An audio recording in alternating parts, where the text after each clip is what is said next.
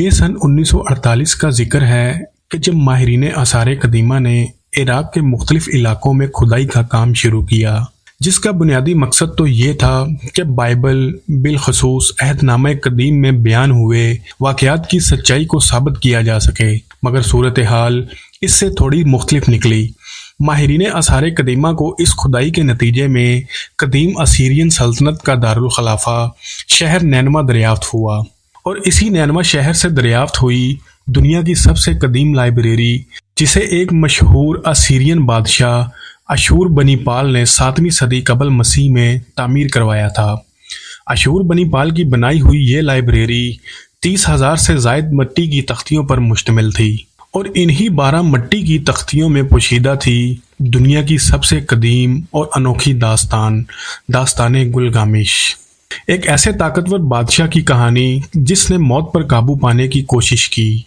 ماہرین آثار قدیمہ کے مطابق یہ کہانی 21ویں صدی قبل مسیح میں تحریر کی گئی تھی، لہٰذا اسے تخلیق ہوئے کم و بیش 4,000 سال کا عرصہ گزر چکا تھا۔ داستان گلگامش کا آغاز اس کے مرکزی کردار گلگامش کے تعارف اور اس کی تعریفوں سے ہوتا ہے، جہاں یہ بتایا جاتا ہے کہ پرانے وقتوں میں گلگامش عروق نام کے ایک عظیم الشان شہر کا بادشاہ تھا، جس کا باپ نوع انسانی سے تعلق رکھنے والا ایک بادشاہ تھا، جبکہ ماں ایک لافانی دیوی تھی۔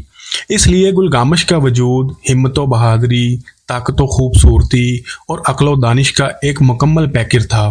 دنیا نے اس سے طاقتور اور معروف بادشاہ پہلے کبھی نہ دیکھا تھا، لیکن اس کے ساتھ ساتھ بادشاہ گلگامش کے کچھ سیاہ پہلو بھی تھے۔ یہ اپنی رعایا پر بے انتہا ظلم و جبر کیا کرتا تھا۔ اس کے شہر کی کوئی بھی خوبصورت اور حسین لڑکی گلگامش کے ہاتھوں سے محفوظ نہ تھی۔ اس نے اپنی ریاست میں یہ قانون بنا رکھا تھا کہ ہر نوجوان لڑکی اپنی شادی سے قبل ایک رات گلگامش کے ساتھ بسر کرنے کے لیے پابند تھی۔ لوگوں کی آہو بکا سن کر رو نام کی ایک دیوی نے گلگامش کو سبق سکھانے کے لیے اینٹیڈو نام کی ایک مخلوق پیدا کی، جو طاقت و بہادری میں گلگامش کی ہم پلہ تھی۔ اینٹیڈو ایک مکمل وحشی انسان تھا جو جنگلوں میں درندوں کے ساتھ رہتا تھا، اور اس کا تہذیب و تمدن کے ساتھ دور دور تک کوئی واسطہ نہ تھا۔ اینٹیڈو ان شکاریوں کو سزا دیتا تھا جو عرق شہر سے باہر شکار کے لیے جاتے تھے۔ جب اس کی شکایات گلگامش تک پہنچی تو اس نے اینٹیڈو کو سدھارنے کے لیے مندر کی ایک طوائف کو اس کے پیچھے بھیجا کہ اس کی وحشت کو کم کیا جا سکے۔ اینٹیڈو 6 دن اور 7 راتوں تک مسلسل اس طوائف کے ساتھ رہا۔ اینٹیڈو کے اس عمل کے باعث جنگلی جانوروں نے اسے اپنے بیچ رکھنے سے انکار کر دیا، لہٰذا یہ گلگامش کی بھیجی ہوئی طوائف کے ساتھ شہر میں آ گیا اور اسی کے ساتھ رہنے لگا۔ ایک دن جب گلگامش اپنی ریاست میں ایک نوبیاتا لڑکی کو اپنی جنسی ہوس کا نشانہ بنا رہا تھا تو اینٹیڈو اس کے سامنے آ گیا اور اسے جنگ کے لیے للکارا۔ اس بات سے گلگامش کی انا کو سخت ٹھیس پہنچی، کیونکہ اس کے شہر میں آج تک ایسا کوئی آدمی پیدا نہ ہوا تھا جس نے گلگامش پر تنقید کی ہو۔ اس موقع پر اینٹیڈو اور گلگامش کے درمیان ایک شدید اور طویل ترین لڑائی ہوئی، جس کا اختتام اینٹیڈو کی شکست پر ہوا۔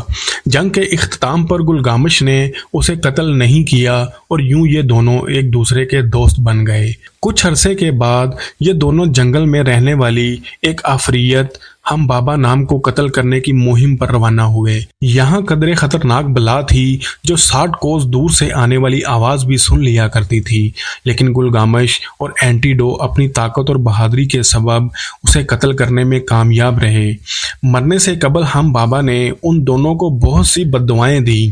اس مہم سے واپسی پر اسیرین دیوی استرا نے گلگامش کو جنسی طور پر اپنی جانب راغب کرنے کی کوشش کی، لیکن گلگامش نے اسے دھتکار دیا، جس کے جواب میں استر دیوی کے باپ دیوتا انو نے گلگامش کو ختم کرنے کے لیے ایک انتہائی طاقتور بیل دنیا میں بھیجا، جبکہ اینٹیڈو اور گلگامش نے بہت آسانی کے ساتھ اس بیل کو بھی مار گرایا۔ گلگامش اور اینٹیڈو کی واپسی پر شہریوں نے ان کی کامیابی پر جشن منایا، لیکن گلگامش کا عزیز دوست اینٹیڈو ہم بابا نامی عفریت کی بددعاؤں کے نتیجے میں ہلاک ہو گیا۔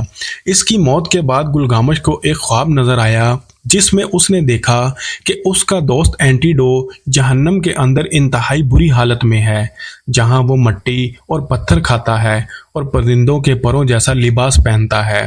یہاں سے اس کہانی کا دوسرا حصہ شروع ہوتا ہے۔